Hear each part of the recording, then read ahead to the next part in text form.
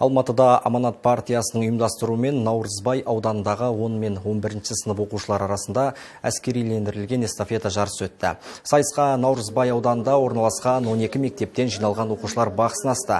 Шараның негізгі мақсаты жастарды отан сүйгіштік пен қайсарлыққа баулу. Әскери патриоттық клубтың тәрбиеленушілері мен жас ұлан ұйымның мүшелері де эстафетада төбе көрсетті. Әскери бәйгеге қатысқан барлық командаға алғыс хат табысталса, оза шапқан жеңімпаздар бағалы сыйлықтарды еншіледі. Біздер қазір әскери патриоттық тәрбие дейтін заң жобасын тұңғыш рет жазып жатырмыз. Құдай қаласа жылдың аяғына дейін оны қабылдаймыз. Соның аясында қазір елімізде әрбір қаланың мектебінде мынау алғашқы әскери жаттығу пәні бойынша жас сарбаз дейтін сыныптар ашылды.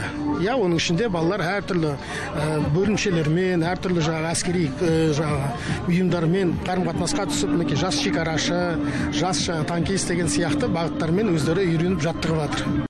Әскери бөлімде осындай жарыс өткізіп, оны нақты әскери азаматтардың өзінің білімін, жеткен жетістіктерін көрсе, жастар басқаша қарайды. Сондықтан бүгін осыны өткізіп, біздің үмітіміз болашақта осы жастардың арасында мүмкін біреулер әскерге барар, мүмкін басқа мамандықта барар. Бірақ біздің мақсат олар азамат болсын, ертең отан қорғаушысы болсын деген мақсатпен келіп жатырмыз.